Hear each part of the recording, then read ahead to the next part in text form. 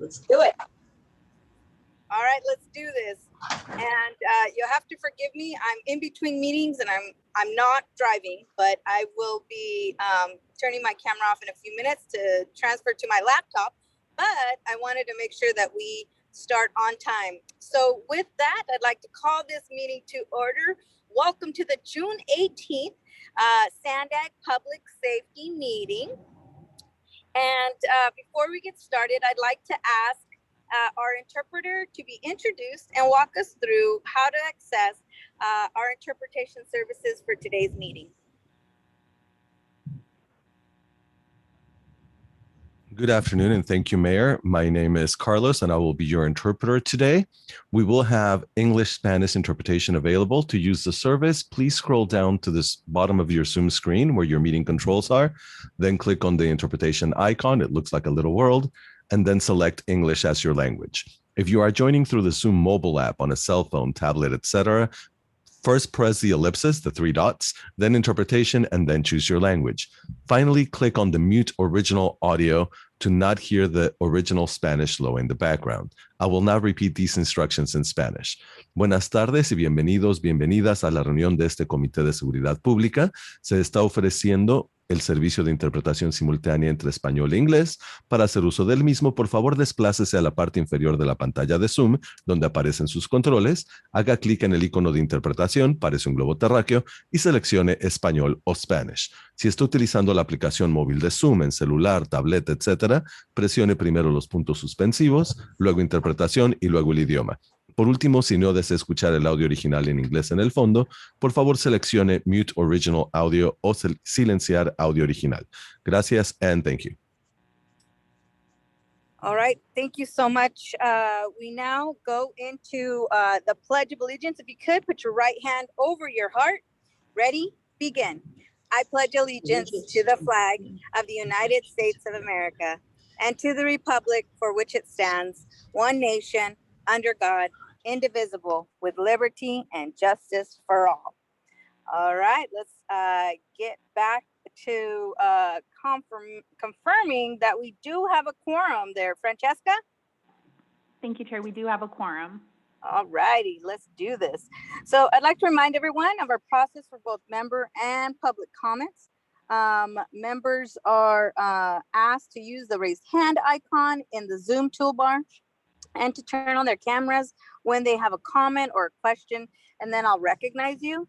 And if you are a member of the public and would like, please use the raised hand icon via Zoom, where once we reach that item on the agenda, if you are or would like to comment on and you are on the phone, please press *9. And all comments, whether emailed or live, will be made part of today's meeting record. So now we move to item 1. I'd like to see if we have approval for meeting minutes. If the member of the public would like to make a comment, please raise your hand now. No If hands there from are the any public, Chair. no comments, awesome. Thank you, Francesca. If there are any members of the Public Safety Committee that would like to make any comments, please turn on your camera. I'm gonna do a quick scroll. I don't see anybody's lovely face. So seeing none, I would like to seek a motion to approve the minutes.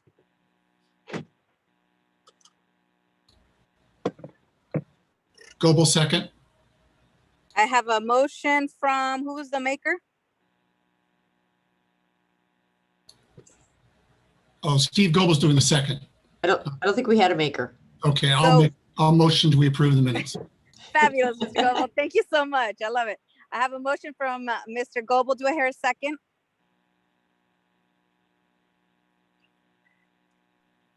Musgrove, second. Oh, Mr. Musgrove seconds. Any other discussion? Seeing none, please call the roll. Thank you, Chair. Seat A for the County Chiefs Sheriff's Association is absent. For the County Chiefs Sheriff's Association, Seat B, Chief Marso. Aye. Thank you. For the City of San Diego, Councilmember Campillo.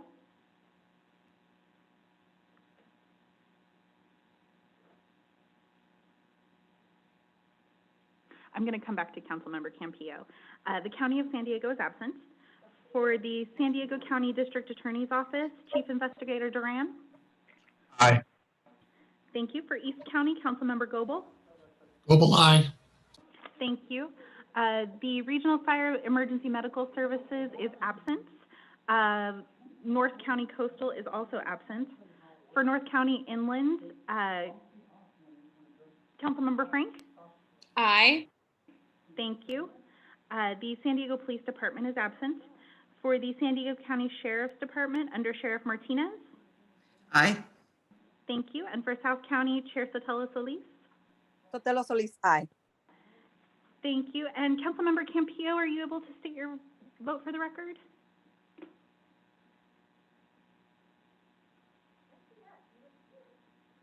It looks like we might have lost Councilmember Campillo, so I'll mark them absent for now. And that item does pass with those members present. Great, thank you so much. We now move on to item 2.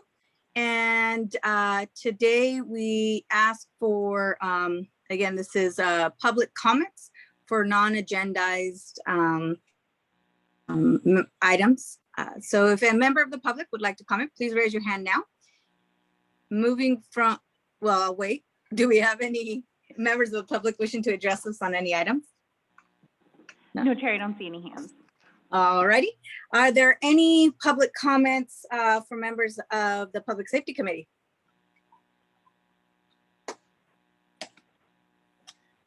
I don't see anybody's face. Oh, Mr. Musgrove. Oh, no, that's his headshot. Love it. You're looking great. Okay, I don't see any cameras on. I just wanted to share that I wanted to give kudos to my police chief, Chief Tellez, who was filmed doing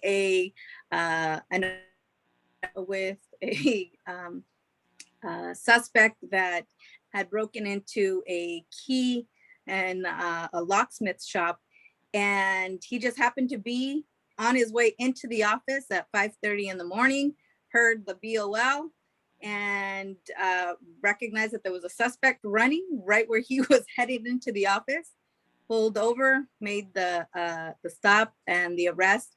And interestingly enough, it was all caught on camera. And I'm just so proud of the work that he did that day. And, you know, when talking to the chief, he said, that's just my daily job. That is just what I do. And I want to give credit as to the 2 other officers that made arrests, to the other 2 suspects, because there were 3 in that scenario. So kudos to our National City Police, as well as our our police chief, who was caught on camera, and it was great. So you know, the challenge is out there for Chief Gore and the other chiefs. I'd love to see a video, you know, next time we come have our PFP meeting. So with that, seeing no additional public comments, we move on to item 3, which is the executive director reports. And I believe we have Mr. Lithicum presenting today on the agency initiatives. Jim. Yes, thank you very much, Chair Sotelo Solis. I want to start off with some really exciting news.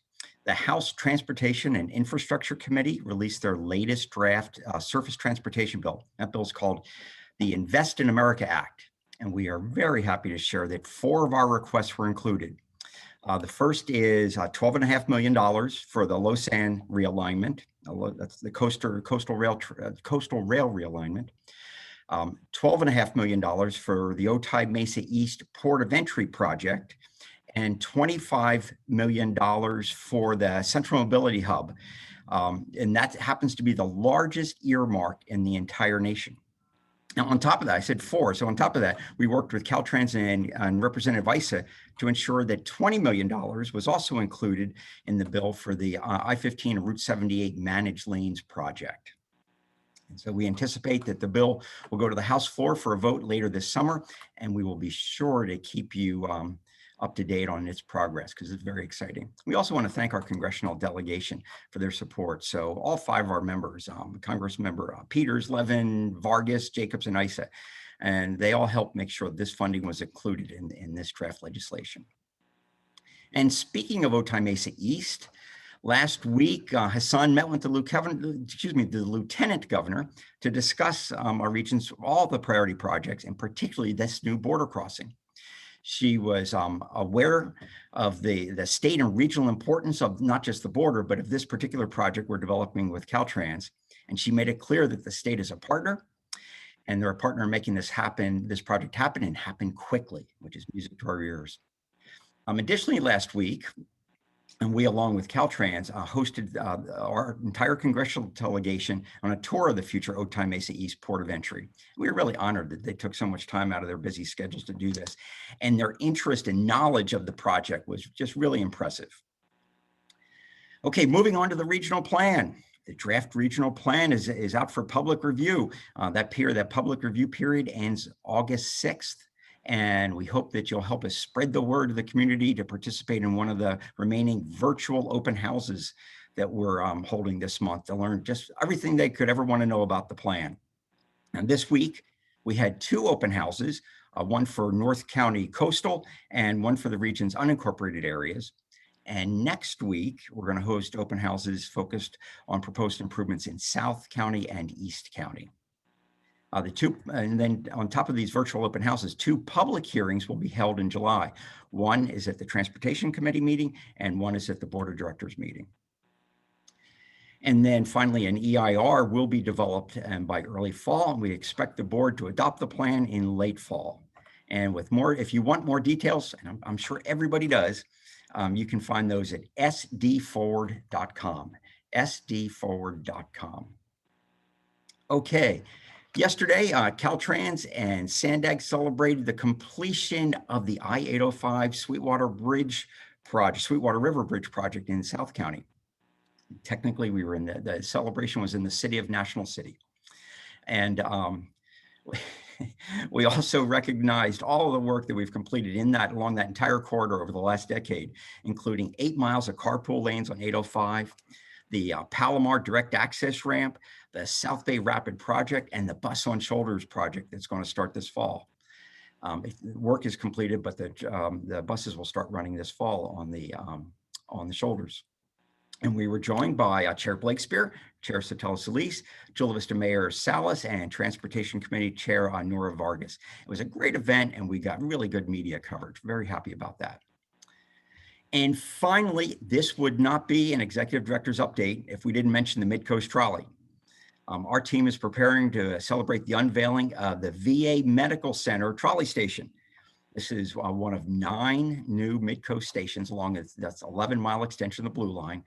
And it's right in the parking lot of the VA Medical Center. So it'll provide direct access to the medical center, also direct access to the medical center, but the station is also significant for another reason. And what we did was we worked really closely with our partners at MTS to make sure that the station pays tribute to the military veteran communities that it will serve. So we're very happy and really looking forward to the unveiling of that station. Because what you're going to see is, some of the unique design features and some of the plaques we have recognizing the various armed forces. And so, Chair, that concludes my report, and I'm here for questions if anyone has any, but if not, thank you very much. All righty, thank you.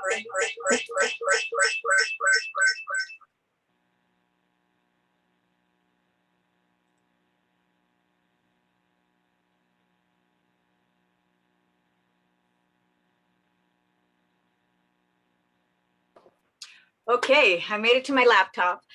So I want to ask if there are members of the PSC that would like to ask any questions of our speaker here, Mr. Linthicum. And it's Linthicum. Yes, very good. Okay, I don't see any members of the Public Safety Committee wishing to ask. Do you have any members of the public that have raised their hand there, Clerk? No, Chair, no hands from the public. Fabulous. Jim, you're off the hook. Enjoy the rest of your Friday. Thank you so much. Thank you. Thank you. Oh, well, Ed, you're next. Okay, so we now move on to item 4, the Chief Sheriff's Management Information Committee. And that is led by, we will receive the presentation by, or update from Mr. Chief Barso from Escondido Police Department. He will share updates on the recent meetings. Go ahead, take it away, Chief. Thank you, Mayor. Good afternoon, everyone. And Mayor, I did take notice of the challenge there with Chief Tejas' great work. So challenge accepted. For our report, the Chief Sheriff Management Committee held a meeting on Wednesday, June 2nd, 2021. An update was provided on the incident-based reporting system, transition to the California incident-based reporting system. We discussed similarities and differences between the two systems during that update. And also an overview was presented on the latest version of the state regional federal enterprise retrieval system, also known as SERPers, along with a demonstration on new functionality and features of that program. And finally, the next scheduled management meeting is for Wednesday, July 7th, 2021, the end of my report. And did I hear you correctly, Women's Day? So is that women in law enforcement, or did I hear incorrectly? I think yeah, our next meeting is Wednesday. I think that maybe just came across weird on the internet. I heard Women's Day. I was like, wow, this is great. There's a outreach effort for women in law enforcement. I love it. Yeah, we do have one, but not on that day. Not on that day. Okay, got it. Well, thank you, Chief. I appreciate it. Are there any questions from members of the dais? I have Mr. Barron, or Barron, because it's a double R, and in Espanol it's a R. So, Mr. Barron. That is correct. I don't have any questions. I was just getting ready for the next agenda item. Okay, you were jumping the gun there. All right, here we go. Next, anybody else? Seeing none, Clerk, do we have any members of the public wishing to address us on this item? No, Chair, no hands from the public. Fabulous. Thank you so much, Chief, and I appreciate you taking up the challenge. All right, we now go to Mr. Barron. You ready for us to move on to the agenda item number 4? We're now on agenda item 5. There we go. You're up. All right. Good afternoon. Thank you for allowing the fire county chiefs to present. I know we haven't been doing this for very long this year, and so we wanted to provide an update and a little bit of an overview on not only this season that we're facing, but kind of give an overview of what our operational area looks like for San Diego County, just to kind of give you a synopsis of how we operate and how we move forward through the wildland season.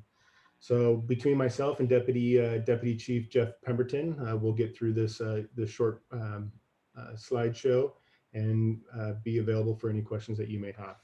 So the next slide, this slide just kind of goes over an overview of how we look in the op area. So we are part of the state of California's regional system. We are Region 6. It also encompasses Riverside, San Bernardino, Imperial, Inyo, and Mono counties.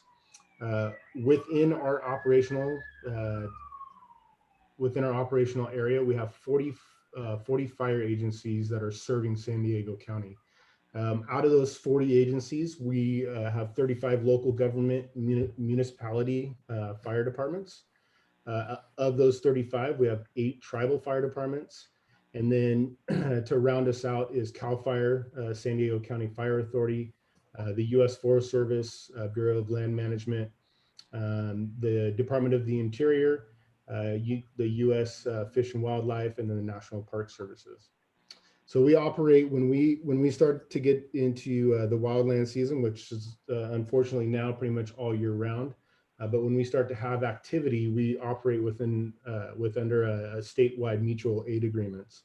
And there are several of them. I just mentioned the first 2, which is pretty much the umbrella of what all of our agencies within the state of California operate underneath. And that is the California Master Cooperative Wildland Fire Management and Stafford Act Agreement, which for short, we just call it CFMA. And then for local government, CAL FIRE and U.S. Forest Service, we predominantly look at, for the reimbursement side, the California Fire Assistance Agreement. And as I said earlier, We do operate, there are several other different agreements that we operate depending if it's fed, state, local government, but those are the two main ones. And so just a real quick rundown, if we have an event here in San Diego County, we go through our comm center or our dispatch center, and then that launches to our South Ops, which is our National Geographic Area Coordination Center. We have two of them in the state of California. So we have North Ops and South Ops. South Ops will dispatch out to the other area coordinators, and they'll ask for those additional resources to come down and help us. And so that's what happens throughout the state. So whether you're in Northern California or Southern California, that's a very simplistic way or explanation of how we ask for resources up and down the state. Just kind of further along our San Diego operational area, there are 4 zones in the county, and we divide ourselves up between the north, the east, metro, and central. Each one of those zones is coordinated through an operational area coordinator. So myself, I am the North Zone coordinator, and all the zones we report up to the operational coordinator, and that is a voted position that the fire chiefs, we select that individual and they hold a 2-year term. And right now, currently, Michael Calderwood, fire chief of Carlsbad, operates as our operational area coordinator. For San Diego zone dispatch centers, we have North County Dispatch, which is pretty much contains pretty much all of the North Zone agencies, with the exception of Escondido. Escondido has their own dispatch center. City of San Diego Fire Rescue, Heartland Communications, and then Cal Fire Monte Vista has their communication center. All those dispatch centers communicate with a transparent response to each other, and North County Dispatch acts as our op area coordination center. So I just wanted to give you kind of a brief overview of what we look like in the operational area. I'll transition over to Chief Jeff Pemberton, and he can kind of go over our seasonal outlook. Thank you, Chief Barron, and thank you everybody for taking time and letting us have a few moments to present to you not only the outlook for what we're doing within the op area, but some of the drastic changes the state has funded that have benefited us within the San Diego region. So as we get closer into the hotter, drier times of the year, we CAL FIRE go to what we call peak staffing. We did that on June 7th of this year. That some of our engines are only seasonally staffed, so that brings up all 27 of our Type 3 or wildland engines at that time with full staffing, as well as we have 4 bulldozers that are within the County of San Diego that are CAL FIRE resources that are staffed 24 hours a day, 7 days a week, with 2 of those being at night. And all of our aircraft gets covered at that point in time. Next slide, please. So one of the big investments that the governor has given CAL FIRE was, as we saw some of the realignment in the institutions, many of the inmate folks, if they were lower level inmates, came out to CAL FIRE fire camps. We had 4 of those within the San Diego County operational area. Rainbow Fire Center last August was deemed to be one of the excess facilities that corrections no longer needed. CAL FIRE, through an investment with the governor, staffed that as of January 1 with paid fire staff that are partially paid year round, and then seasonal staff that we bolster the crew numbers up. So now we have 2 paid CAL FIRE crews at Rainbow Fire Center just above Fallbrook, 24 hours a day, 7 days a week during peak fire season. So that's a huge investment into the county that has really, we're only starting to see the beginning benefits, but we know that will be well used within the operational area. As well as 2 other things that Governor Newsom also pushed forward was we were able to have an interagency agreement with our other state partners at the California Conservation Corps, which is a great pathway to be able to get kids into the fire service that have had a little bit of a rough start in life. We have one of those fire crews that we are staffing out of South County, out of El Cajon, our CAL FIRE headquarters, as well as another opportunity to recruit folks, but from our California National Army. We have a detachment of the California National Army out of the El Cajon Armory that we are using as a fuels crew, as well as a fire crew should we need to run them to an actual incident. So their primary goal as the California National Army, or CNA crew as we refer to them, is to continue working on those fuels projects in and around our developed communities to try and give us a fighting chance when we have those unpredictable winds with devastating fire activity that comes. It allows us to get in there and do some fuel modifications within those communities. And then lastly, our two inmate camps that we still have within the county. We hadn't seen any inmate movement in well over a year due to COVID. We're starting to see that that pipeline open back up. We do have 2 crews out of the 5 that we're supposed to be staffing out of the La Cima camp up and running every day. And then we just received some additional inmates to our Puerto La Cruz facility on the northeast side of the county. And that is one of our female camps. So we also want to make sure that we're serving all of the folks that are within the institution and being able to reach out and try and provide pathways to better life outside of the correctional facilities. Next slide, please. On the aviation assets, specifically to the county and CAL FIRE, we have, you see there at the top, our 2 fixed wing, those are S2 tankers. Those are on base at our Ramona Air Attack Base, available to us during daylight hours, as well as what we refer to as an ATGS, an Air Tactical Group Supervisor. They coordinate all the aircraft over a fire incident. So we have those on base and available to us through a partnership with our great sheriff's partners, as well as CAL FIRE and the county, all providing a little bit to the funding. We staff 2 copters, one Copter 10 and Copter 12. Both are firefighting helicopters. One is also a rescue helicopter for doing hoist or remote area rescues when needed. And it couldn't do that without our partners at the Sheriff's Department.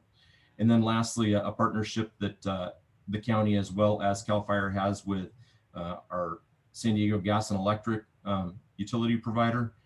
They have 3 helicopters, one being a very large helicopter that we are able to use when within the county or within their service area anytime we need to, provided that they are staffed, which is typically 24 hours, or I'm sorry, during daylight hours, 7 days a week. Next slide, please. The other investment the state has made is we've hired additional staff and brought technology to the table. This is out of a bill that was approved a couple of years ago at the state level. What you can see there on the map, and it's kind of got a little video rolling, but those are the darker the red is the greater chance of a large scale fire. So we can do these predictions. We have a staff member that's available to us 24 hours a day, 7 days a week, that can pull in the weather information, plug it into this computer modeling tool, and tell us based upon all the weather stations that we have within the county to determine where our greatest risk is, and then move resources around accordingly. Next slide, please. This is also out of that, what we call our wildfire analyst. This also shows us, again, a little bit more in a static model. This is in 8 hours. If a fire were to start in any of these areas, within 8 hours, how large it would actually grow and what its potential was. So this really gives us as fire chiefs the ability to, like I said, not only move resources around, but really if we've got a fire that started in one of the really dark red areas after the predictions, we can bump up the response to try and keep those fires small and meet our goals. Next slide, please. So for the seasonal outlook, the potential for large fires is above normal, as you can see in the very red shade of the lower half of the state map there for San Diego County and the adjacent surrounding communities.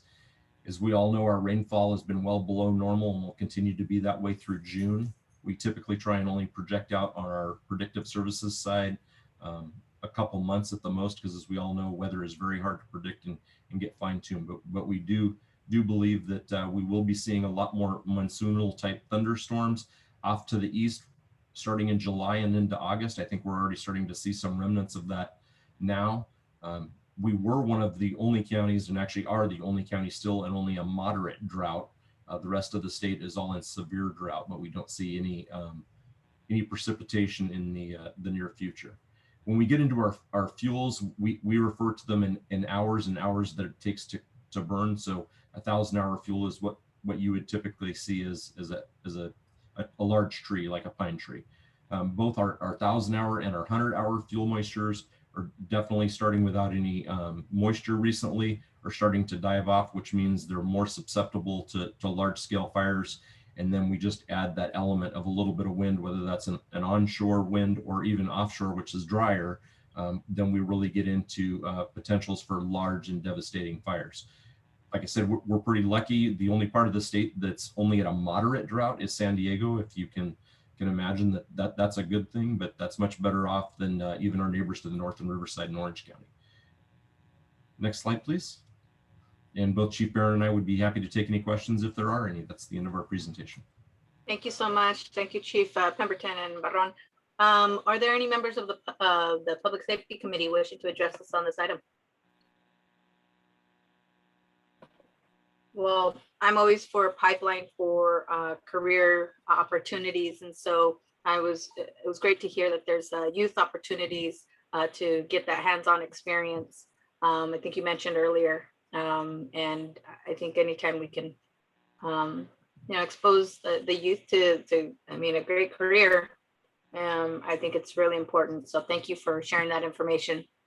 Francesca, do we have any members of the public wishing to address us on this item? No, Chair, we don't. Okay, thank you so much, Chief Barron, Chief Pemberton. We now move on to item, I believe it's item 6. Yep. Item 6. So that one, just so you know, item 5 was for information only. Item 6 is the mental health calls for service in San Diego region. And it's we're going to get this presentation kicked off by Sandy Keaton. And if possible, let's hold the questions to the end of the presentation. And joining her will be Dr. Mark Marvin, who's a psychiatric emergency response team, or part of the PERT team, Susan Summer Steffen, our DA, and Rachel Sala, both again from the District Attorney's Office, and Dr. Luke Burnman, County of San Diego Behavioral Health Services. So we'll start off with Sandy. Thank you so much. Hi. Good afternoon, Madam Chair and committee members. I will actually emulate Cindy and speak very fast so we can get to our guest presenters. We just wanted to bring to you today a brief overview of a recent infographic that we produced. And as you know, SANDAG tries to spit out data in quick kind of accessible means, and an info bit is one way in which we do this. In 2020, we all pivoted, SANDAG ARD, like the rest of you, to try to address the needs in the community regarding COVID. And one of the ways we did that is we sought different ways to collect data to inform not only our member agencies, but also our partners and the communities of the impact COVID was having. Kendall, could you advance one, please? Thank you so much. So one way we did this is that we heard about the mental health needs and concerns that were coming up through COVID and the impact that was having on our first responders. So what we did is we actually gathered calls for service that were related to mental health needs. And these are calls that hit dispatch and then are dispersed out to law enforcement to respond to regarding a person or persons that may be having some type of mental health issue and or crisis. The full info bit there's a link in your agenda item. And so we released the first one in July 2020, and then we've done a follow-up one to look at kind of the year's progress and if there's been any change. And we also added some additional questions from a COVID addendum that we did as part of our substance abuse monitoring program. For those of you who maybe are new to the committee, this is where we go into the jails and interview recent arrestees on drug and alcohol use, but also we interview them on other type of trends and or concerns or risk factors. Because this is locally funded now, we were able to add a complete COVID addendum. So I want to share some of that information with you as well. Next slide, please. So what we found is we didn't find much change in the year between 2019 and 2020 in our calls for service. However, what we do know is that this 38,000 plus calls is basically 105 per day to law enforcement. And why that's important, not only is that resources that for law enforcement, but these calls also trigger then other systems that are charged with caring for those in our communities that are struggling with mental health. As you're going to hear from our speakers, there are several other entities in place to try to support law enforcement and intervene on a mental health lens rather than a justice lens when there is a call for service. Next slide, please. So what I noted before is that we went through our SAM program. We were still able to get into the facilities during COVID. Of course, we exercised all safety precautions to do so. But when we went in, we asked our standard questions, and then we also asked very specific questions to COVID and how this at-risk and vulnerable population was being impacted by COVID. And what we found is that over half reported that they had that COVID had had a negative emotional impact in their lives. Specifically, 35% mentioned it was a mental health impact. 41% noted an increase in substance use. So this is already a population that has a high substance use background and need. And then 22% noted a decrease in social services, which I know many of you and also others in our region were concerned about the lack of social services because of making sure we connected people during this very unusual time to social services that they may need. Next slide, please. Finally, what we also asked is that how their employment may have been affected during this process. And what we noted is that anybody who reported either that they had an employment challenge or somebody else in their household had an employment challenge during COVID were more likely to report that they used substances. In addition, those individuals who reported a mental health challenge were also more likely to use substances. That's the 57% versus the 32%, and 48% versus the 32% as well. What I think is really important with these data and what we're going to hear is there are a lot of entities in place to try to support this population. We're going to hear from PERT, which teams behavioral health / mental health clinician with law enforcement. We also know that there's a new program in North County that is sending out behavioral health specialists to triage in the field. We're going to hear from the DA's office, who's been very proactive in looking at pretrial mental health services to really try to address the underlying needs, maybe precipitating contact with the justice system that could be better addressed in our mental health world. So with that, I'm going to pass it on to our next presenter. Thank you all. Thank you again, Sandy. And oh, there he is. All right. If you'd like, why don't you go ahead and introduce yourself there, Doctor? Oh, thank you, Madam Chairman. This is Dr. Mark Marvin. I'm Senior Management with Community Research Foundation, otherwise known as CRF for short, and I oversee PERT. I've been with PERT for about 6.5 years. I've hopefully spent about 10 minutes enlightening you about PERT. I'm sure most of you have heard about PERT. I just want to maybe tune up, maybe clarify some issues, some services that were out there to enhance the community. So what we're kind of thrilled to announce, this is actually this month, PERT's 25th year anniversary, which is quite astounding. I think especially if you look at the wave of advocacy sweeping this nation over the past year. We've had lots of reach outs from major cities asking how we do this. I gotta say, the main factor that has made PERT a success is collaboration. It's a collaboration with not only behavioral health services, the community, stakeholders, consumers, family members, law enforcement, public safety in general. And one of the most often questions I get asked by outside law enforcement jurisdictions is how can you get 11 local law enforcement agencies in a room and agree on anything, let alone when you bring in mental health. So this really testifies to all of you, the strengths that you bring to this program. Very, very proud of this. And some of the data in that newsletter was that last calendar year, 2020, PERT actually responded to over 20,000 calls. So that's about 55 a day that we responded to. In addition, there were some almost 25,000 what we refer to as community service contacts. These are contacts, reach outs to healthcare providers to try to get some information to assist us with our assessments or to give them the disposition after we had contact, reach outs to family members, supports, and also some follow-ups. So feel free to, if you would please move the slide forward. Actually, you can go one more.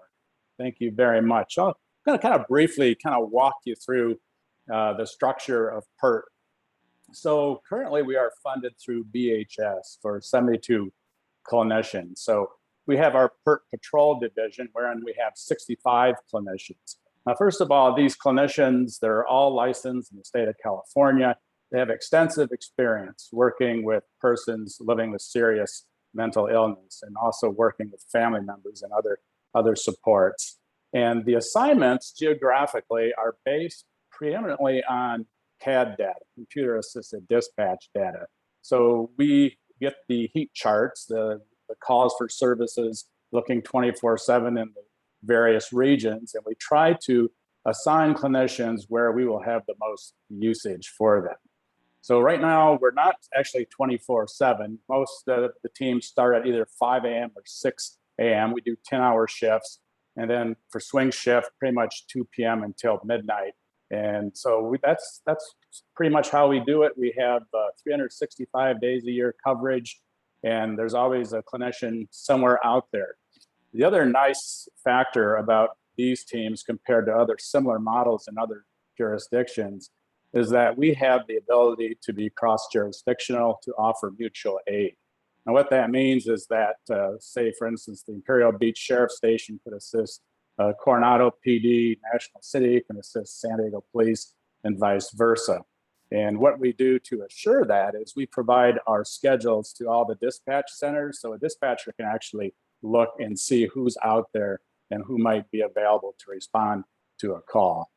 So our clinicians, the goal is obviously we're an asset to law enforcement.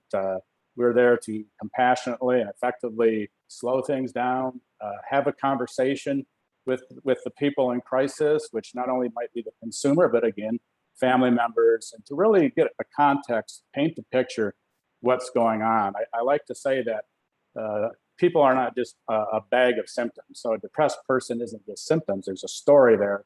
We want to obtain that story and articulate what is happening, help them with resources. And about half the time, we find that these contacts meet the 5150 criteria due to dangerousness to self. Others, or perhaps they're gravely disabled. And so our clinicians are authorized to be able to enact the 5150 safe and orderly transport to take someone to an LPS hospital for further evaluation by that staff, where they might be placed on an up to 72-hour hold. Even if the person does not meet that criteria for hospitalization, we want to get into the weeds and try to find out what's the best resources. So we always provide at least 3 resources. This could be for outpatient therapy. Obviously, there's a lot of substance use program referrals that we provide. It could be case management services, other social services as well. One of the exciting developments with our PERT Patrol is that we are involved in a state of California PIP, which is a performance improvement project. So in conjunction with BHS and RI International, our clinicians, this is a pilot program out of San Diego Police Department's Eastern Division, and they have contacts who they think would be great for follow-up services. This is a person that is not connected to any services currently. We offer them contact with a peer liaison, a person with lived experience, and that is the peer that operates out of RI International. So we've been very pleased. This has just been up for a few months right now, but we're hoping that this can grow beyond the pilot program. This has been one of my goals pretty much when I came to PERT over 6.5 years ago, was to have peers involved in the PERT program. So we're quite hopeful for that. Going down the list, PERT homeless outreach teams, we have 5 clinicians who are embedded with homeless outreach teams. We have 3 with SDPD. We have 1 with Chula Vista. And we also have 1 up in Escondido, and to impress Chief Varso, that's with their community-oriented police and problem-solving unit, which is an essential hot type of program. These units are very proactive. The officers are great, getting out in canyons and riverbeds. And this requires a lot of patience, because if you folks have ever worked with folks who are homeless living with serious mental illness, sometimes you have to measure success almost as if it's a grain of sand on the beach, but cultivating a relationship might take months. And again, the goal is connection to services. The third factor on there, this multi-agency plan, this is rather unique actually in the United States. So we actually have a collaboration with our local fusion center, the Law Enforcement Coordination Center, LECC, as well as the FBI's Joint Terrorism Task Force. So we've had this collaboration for roughly 4 years, and we receive about 2 to 3 referrals a week where there are expected some high risk of violence, including mass casualty events. This could be a school child contemplating making plans to act out. It could be somebody contemplating workplace violence, an attack on a church or a synagogue or some other public place. So the federal law enforcement agencies provide us social media, the information that was provided by the concerned citizen or friend of the person that they're concerned about. And what the PERT clinicians do who are assigned to this team is that we reach out to the reporting parties to get a little more context over the concerns. We also are able to look them up if they're in the county mental health record system, the platform known as Cerner. And then we report back to the LECC and try to come up if there's a plan. Obviously, law enforcement decides the safety operational plan. But this is also very important as well. I think it's been quite effective to identify persons who are kind of vulnerable to domestic terrorism, foreign terrorist groups as well. And just the social chat, I think especially during the lockdown with COVID, with a lot of kids being isolated and being despondent, on social media. So we feel really good about that area as well. We have another pilot. This is number 4, PERT EMS, Emergency Medical Services. We have 2 clinicians who are partnered with San Diego Fire's Resource Access Program. So community paramedics and 2 PERT clinicians respond to the highest utilizers of the EMS system. Typically, these people have EMS runs of maybe 40 to 50 every calendar year. So San Diego Fire has identified that most of these people have serious mental illness issues. So our 2 clinicians get in there and we try to do proactive case management and get them connected to services. For instance, currently we are working with 27 individuals, and this has also been a successful program of about 2 years duration. And if you could forward the slide, please.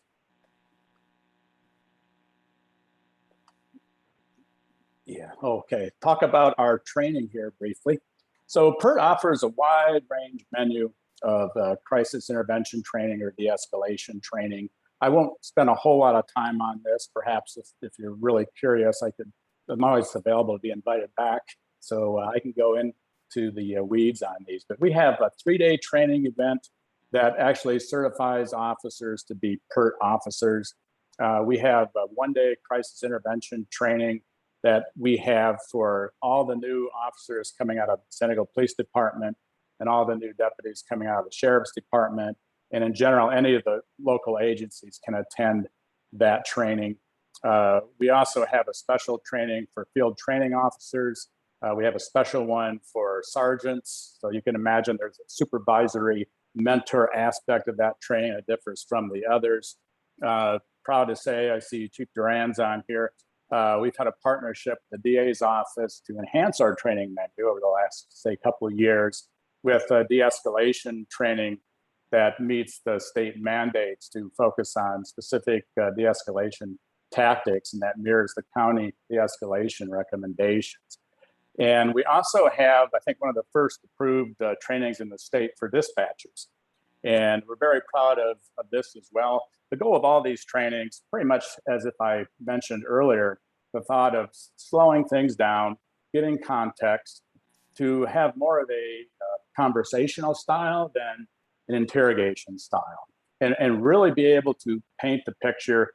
And we like to say to officers and dispatchers that it's unfortunate, the nature of serious mental illness, but this is not a one-off and done intervention, that some of these people who are struggling, you might have contact with them your entire career. So that contact that you are involved with not only sets the tone for any of your future contacts, but it sets the tone for all of law enforcement thereafter, as well as the public's perception. We're very well aware that if I'm a parent and I have an adult child who has a serious mental illness, who is decompensating, the fear is going to be, what if I call the police and my adult child acts out and there's an officer involved shooting?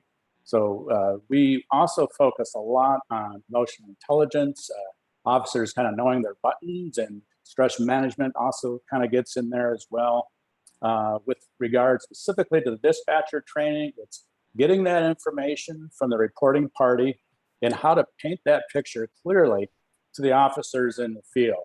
And then, you know, the communication back and forth so we can ensure a very successful contact.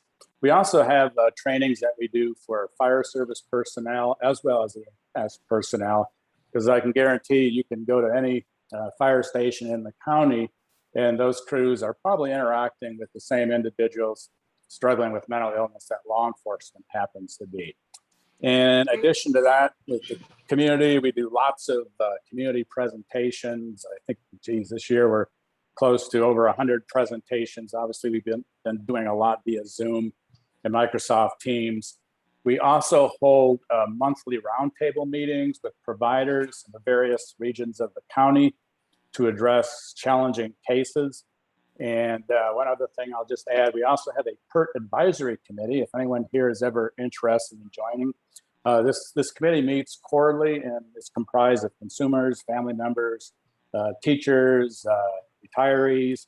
And the goal is just kind of get together and talk about trends that are happening in the county with behavioral health services and how we can be advocates. Dr. Marvin, sorry, yes. I wanted to, I know we have 3 more speakers and I wanted to give you the opportunity just to wrap up your thoughts in the next few minutes or so, but we want to make sure that we have everybody. Oh yes. I know we have a full speakers list, so I'm taking notes here, and I'm looking at all of these trainings. And I know I said questions afterwards, but are these trainings also too for non, I guess, civilians or regular non-badge wearing people? Not necessarily. We hold those as well. Citizens academies, for instance. There you go, citizens. Yes, there you go. But we also have seats available for if you're on, say, the officer involved shooting committee. You know, those kinds of concerns. So, but these are primarily for law enforcement. And actually, that brings me to the end of what I wanted to say. So, very good. Well, thank you. Look at that. I helped you segue to the next one. Well, thank you again, Dr. Marvin. Really appreciate you. And we now go to our next speaker, which is the District Attorney, Summer Stephan.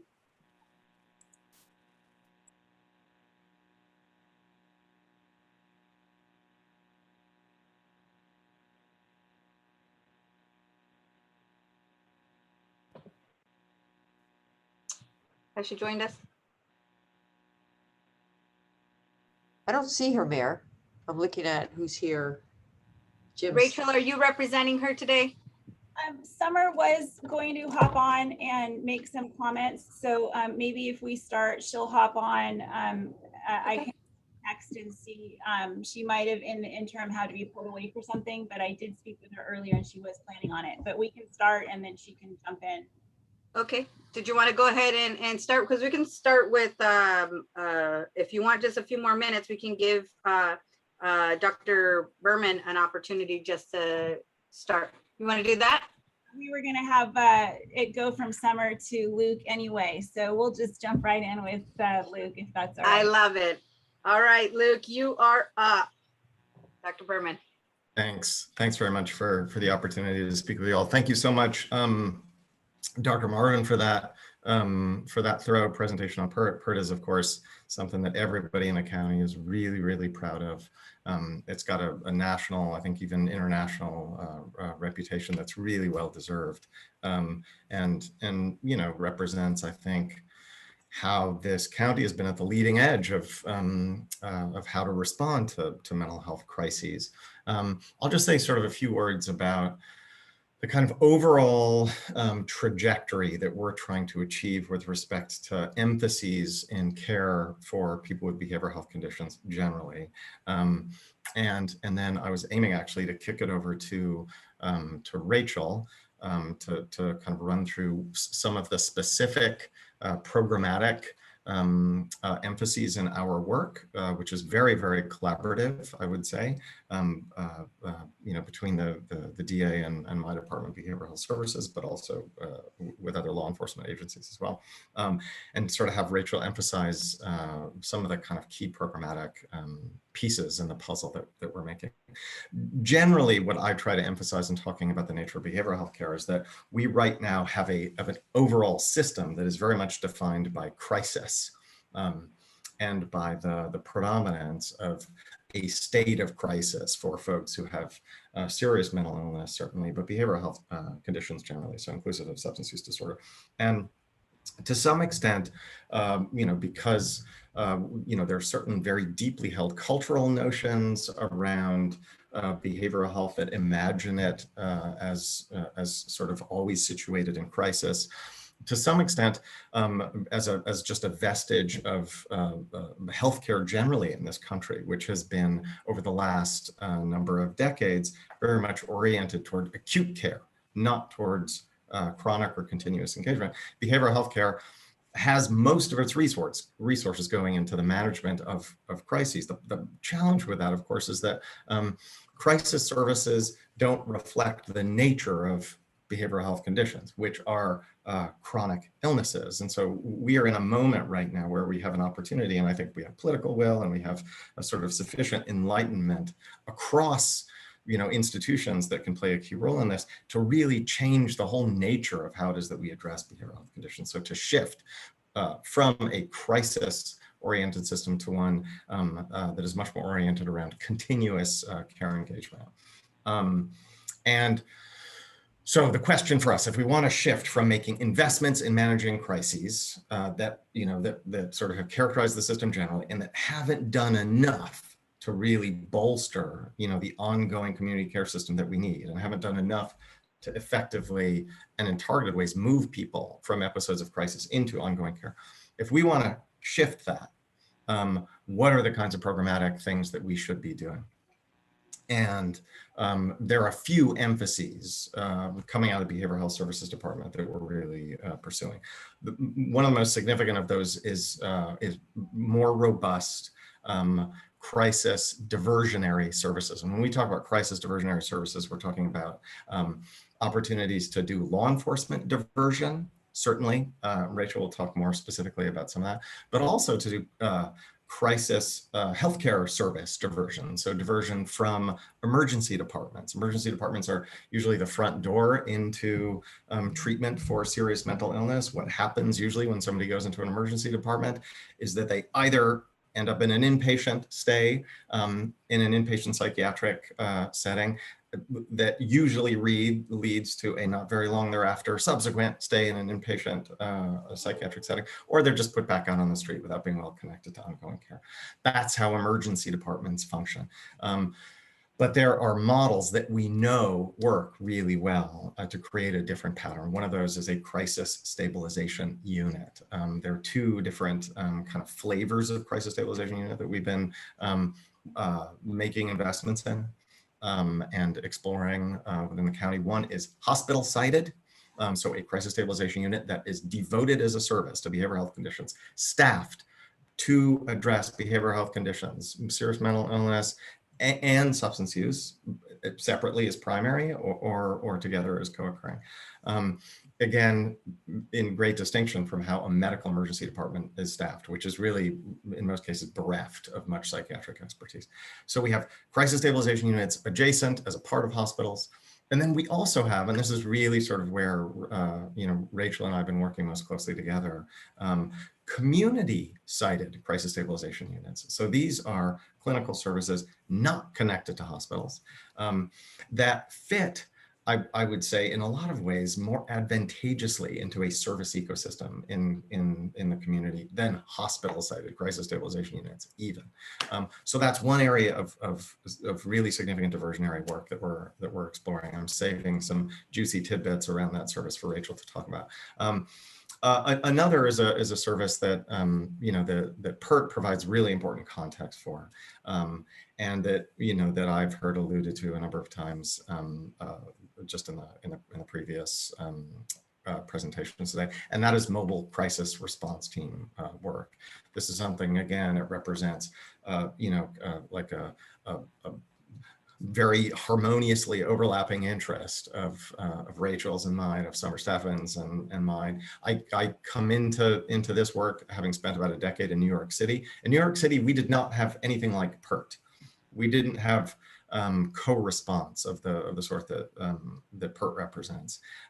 We did have absolutely non-law enforcement involved mobile crisis response that was driven out of psychiatric care, part of the state's CPET model, comprehensive psychiatric emergency service model that's Medicaid funded back in New York. And so I was very familiar with that and familiar with the need in the case of crisis response generally to create a continuum. So in New York, we had stuff that was coming out of emergency departments, out of psychiatric emergency departments, but nothing threaded with law enforcement. You had to dial 311, which is sort of an equivalent to 211 in New York to get that service. But there was incredible discontinuity between access to that service and the many hundreds of thousands of calls for mental health concerns that were coming into NYPD. No effort to sort of create a seamless continuum and to coordinate how law enforcement and healthcare were really working together. Mobile crisis response teams, I think, represent a further evolution of our general effort to create that kind of coordination, that kind of seamlessness. So mobile crisis, a lot is made of the fact that these are non-law enforcement services, and in some people's mouths that becomes kind of a little heavy-handedly political sounding. It can sound related to the calls to defund the police that we're hearing across the country and that sort of thing. As we imagine it here, the emphasis isn't about defunding the police. The emphasis isn't about doing something that is disconnected from law enforcement. On the contrary, like 180 degrees to the opposite. It's about deep coordination with law enforcement. It's about making sure that MCRT and PERT work well together, so that PERT is responding to cases with sometimes greater acuity, with more questions unanswered still at the points of dispatch around whether that there needs to be any kind of potential violence ameliorated. It's got to be seamless and it's got to be coordinated. Even when a decision is made about dispatch of mobile crisis response team, the coordination with law enforcement has to be deep and abiding. And so a lot of the design work that we've been doing now in anticipation of a region-wide rollout, which is coming later this summer, has been around planning for how it is that we can work seamlessly with law enforcement. That's been work that we've been doing with the Sheriff's Department. It's been work that we are very pleased to have been doing, Mayor, with your law enforcement leadership in National City, and also in Chula Vista. Also, more recently, some with San Diego Police Department as well. So I would say there's a lot of enthusiasm across the county for engaging in this work. A lot of genuine enthusiasm on the part of law enforcement. It has to begin with a sort of deep coordination that really starts at dispatch, but has to be threaded all through a response. That really needs to be threaded, in fact, in data, all through beyond a response, right? All through connection to ongoing care. So I feel like I probably already said too much. So forgive me, Rachel, but I want to hand it now to Rachel to sort of correct any mistakes that I made or add things that are important to add. Thank you. Thanks, Luke. And I just want to start by saying how incredibly lucky we are to have Luke here. Oh dear. And I've been fortunate to be working closely with Luke for I think the last 2 years, since maybe middle of 2018-ish, maybe. I don't know. It's 2020 is kind of a blur. And it may seem like a strange partnership to see this close alignment between justice and health, but it actually makes perfect sense. You know, historically, I think we've all kind of operated in our own little worlds and in our own little silos where we have so many of the same common goals. And the problem is that we're not speaking the same language. We're not, you know, the left hand doesn't know what the right hand's doing. They don't even know how to talk to each other. And so a lot of this work has been getting to know what the other side does, sort of, to speak, and learning how to communicate and understand. And the end result, I think, is going to be much better outcomes for the people that we all serve. And so that's a really great thing. Luke kind of hit the two main things that we're going to talk about, but just to give maybe a little background of how the DA got involved and why it's so important to her. In 2018, she hosted 2 mental health symposiums where we had about 200 stakeholders, multidisciplinary stakeholders, come together and do sequential intercept mapping, where we looked at everywhere someone who is living or suffering from a mental health crisis would come into contact with law enforcement or the criminal justice system. And we mapped out the gaps and needs from that. And as a result of those 2 symposiums, we in 2019 released sort of a written record of those recommendations and that work in the Blueprint for Mental Health Reform, which you can get on the DA's website if you care to read it. There were several recommendations that came out of there, I think 10 main recommendations with about 30 altogether smaller recommendations. But the 3 that I kind of want to talk about that are relevant to our discussion here are just ones that have already been mentioned today, but just to add a little bit more to the conversation. The first one would be the de-escalation training, which I think to most of this audience, most of this group here doesn't need any introduction or discussion. And Dr. Marvin talked about it, and it's something that we are happy and proud to be partnering with PERT with, and that is the sort of enhancement and augmenting the de-escalation training for law enforcement. That was a recommendation that came out of that's the symposiums, and so the DA, you know, funded this out of her budget to do this work. The next 2 that have been touched upon, I think the really great thing about these 2 things, the community-based crisis stabilization and the mobile crisis response teams, is that they're multi-purpose and that they serve both law enforcement and the community.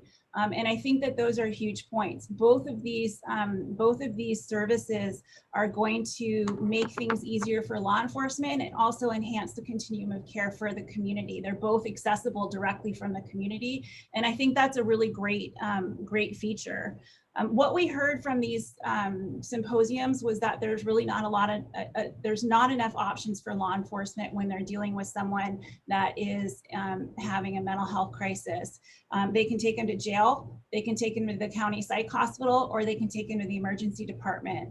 And not all situations require that level of intervention. I don't know if that's the right word, but I'll use that. That's what's coming to mind. And those environments are also not the best place to stabilize someone. You know, if you go to an emergency department, there's a lot of activity going around, same thing with a jail. So like I said, not all situations require this level of care. Additionally, for law enforcement, when they take someone to an emergency department, they have to stand in the back of the line really waiting for the emergency doctors to do the work of emergency doctors, which is dealing with trauma and heart attacks and all of those critical issues, those acute issues that need immediate attention. So sometimes law enforcement ends up having to wait around for a really long time. The other thing that we heard from community members is that while we had several countywide, several places where they could walk in and get mental health services, their hours were sporadic for just walk-in crisis services. So for example, some of them had just a few hours a couple times a week that were available for people to walk in. And if you are having a crisis, you need that help right then and now. And so we didn't really have any 24-hour-a-day resources available to community members to walk into other than hospitals. So the first thing was the community-based crisis stabilization. And I have to tell you, I have learned a lot from Luke along that. I had no idea there was a difference between hospital-based and community-based and what that all meant and the licensing and all that stuff. And it is so complicated and way more complicated than my mind can get wrapped around. But when we were doing some of this work with the DA, we went and visited some of these in other places, and we thought this is a great idea. Think mental health urgent care. And it's some place where a community member can walk in with just on their own or with a family member 24 hours a day, 7 days a week, and can get immediately connected to healthcare, immediately connected to medication assistance, to all of that stuff. And so that's going to be a tremendous resource for the community. The other feature to these is really beneficial to law enforcement because they have a law enforcement drop-off component where law enforcement, when they have someone, they can take that person who is suffering from mental health crisis and take them directly to the community-based crisis stabilization center and drop them off. I mean, not drop them off. I mean, they have to wait till they get checked in and all that stuff. But the places that we've seen are doing this, the officers are able to get back out onto their beat in under 15 minutes. And so this is going to be a huge benefit to law enforcement as well. We have been working, we've got 2 of these that are close to coming online that Luke referenced. They're both in the North County right now. One's Vista, one's Oceanside. They should be opening and online late summer, early fall, sometime around there. Everything takes longer than you think it's going to take when you're doing this work. But hopefully those will be up soon. They can handle 5150 issues and, like I said, medication and all that kind of stuff. The other cool thing about these is they have a follow-up features. Not only do they stabilize the crisis, and these places can keep someone for 23 hours and 59 minutes, and they can work to stabilize that crisis. I think on average, they stabilize the crisis in about under 14 or under 16 hours is their experience. If they need to, they can take the person, or the person can go to the hospital if they need more care, but most of the time they're successful in stabilizing the person. And then they also work on that warm handoff and that follow-up care to get the person connected to that ongoing treatment. And so that's really excited. We're excited to see those, and we've got some plans to expand that to other places in the county and work through that. The second thing that has been mentioned a couple times is the mobile crisis response team. And so about 2 years ago, almost 2 years exactly, June of 2019, Behavioral Health Services, HHSA, and the DA jointly went to the Board of Supervisors to get the funding and get approval to start a pilot, which we worked all through COVID and getting it going. And the pilot in North County launched in January of 2021. And it's doing really well. It's kind of been a soft launch because of COVID and just trying to figure out some things. And as Luke said, we're still ironing out how the dispatch and how the threading with law enforcement is going to work. And then in June 2020, Nathan Fletcher, Supervisor Fletcher, brought forward a request to fund this effort countywide, which is really exciting. And so we are in the process of expanding it countywide too. And Luke could maybe speak more to that on the timelines, I think, where it's going to expand next to. Is it South County? Is it going to Yeah, South? that's right. Yeah, that's right. The initial rollout beyond the North. So North County pilot is going to go up to 24 hours, which it hasn't been yet. It's also going to be threaded to law enforcement. Right now it's accessible solely through the access and crisis line, but will be, as Rachel is noting, we're threading with law enforcement there. So it'll be accessible through 911. So there will be that, and then South County, National City, Chula Vista. Again, these are law enforcement agencies that have sort of, with an entrepreneurial spirit, stepped forward and expressed a lot of interest, and so we've begun working with them. So rollout should happen there late summer. We're really excited about these 2 new features, especially, like I said, it's to help law enforcement, and it also helps the community in so many ways. And the goal in all of these is really to, as quickly as possible, get people connected to healthcare, get them in the hands of the people that are going to be able to stabilize them and get them on the right track. So I think what's really important, and Luke said it very eloquently, was that this is threaded with law enforcement. It's deeply rooted with law enforcement. It's not separate from law enforcement. So it's really just, it's not meant to take the place of PERT. PERT is outstanding. It's not meant to take the place of law enforcement. Law enforcement's outstanding. It's meant to create a whole another option, another tool in the toolbox in that continuum of care that can help everyone. So Luke, with that, I think I've covered everything. Right. I have to say, I'm just so proud of the work that you all are doing. It really gives our departments so many more tools, and to know that it's really in sync. As you mentioned, Rachel, there's been challenges where one hand doesn't know what the other hand is doing, and we have to be purposeful in our efforts. We have to be, with that laser focus. And so, Mr. K, I see that your camera is on. Did you have a question? No, ma'am, I'm sorry. Oh, but you look fabulous. Okay.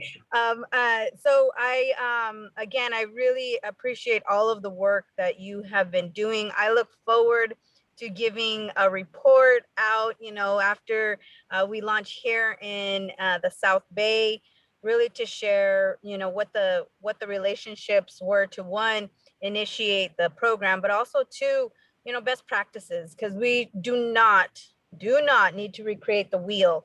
It's about learning about best practices and enhancing from there.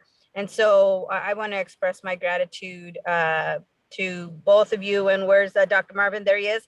Hola, Dr. Marvin, gracias. And I'll open it up to see if there are any questions from members of the virtual dais here. If I could just jump in really quickly, I'm sorry, I just heard back from Summer. She had a crisis. She was planning to do it and something happened, as often happens. It seems like always on a Friday afternoon. So she extends her apologies and says hello to everyone. Not a problem. She's a busy lady, so it's all good. All right, Councilmember Campillo. Thank you, Mayor Sotelo Solis, and thank you to the presenters. Really appreciate how hard you're working to protect our most vulnerable, protect victims, and just improve public safety as a whole. I was curious about some of the statistics.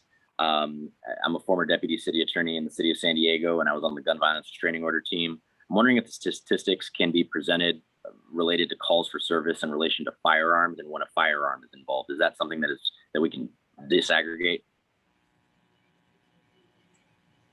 Okay, there we go. Hi. From PERT, we do not track that information. That would be a law enforcement tracking data point. Understood. I think Sandy can also respond to that as well. Yes. So if you're just looking for straight calls for service that involve a firearm, the jurisdictions do keep that data. It would be a request that we can make to the jurisdictions. Sure. I guess in my mind, because of the mental health issues related to people with firearms, I guess we just run a search that had both of those put together. It would probably be doable, right? That I don't know. It would do. Honestly, I'd have to look at the data. Because a call for service doesn't necessarily mean that there's an identification of somebody who shot the firearm.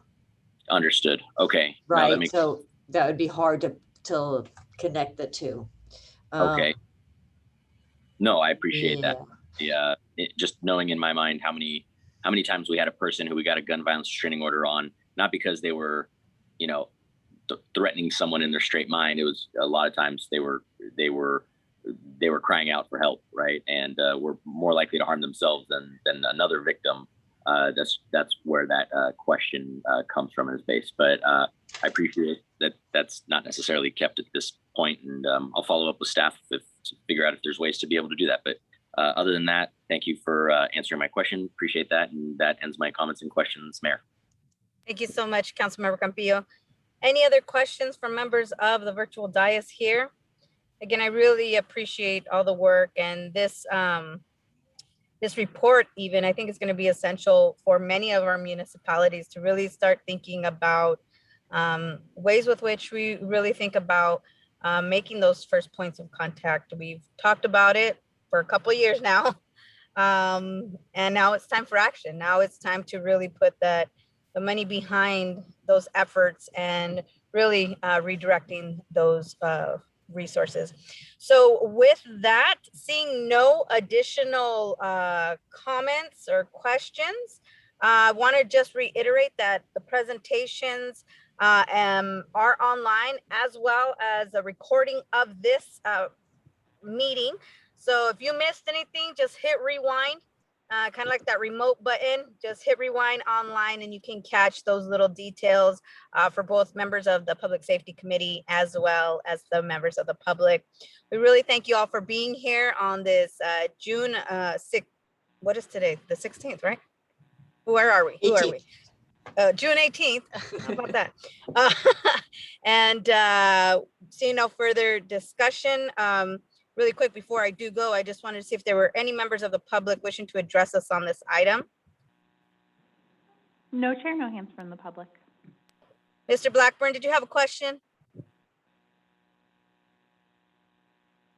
You are muted, sir. Thank you. Nothing on this item. I just wanted to make sure you knew that I was here for the beginning of the meeting. Unfortunately, I logged on as a member of the public, so I couldn't vote. Please log my vote as a yes for our one vote today. And Okay. I will learn how to work Zoom soon. Thanks. And then we're going to be in person. I think we're in person next time we meet. Yeah. Yeah, and that was going to be just the last announcement. We are looking at the next meeting being in person. We have been discussing about going dark in July, but we're still checking to see what the schedule looks like. However, the goal is I would love to see your lovely faces in person, but we will adjourn this meeting for the currently scheduled Friday, July 16th, 2021 meeting at 1 p.m. We will keep you posted.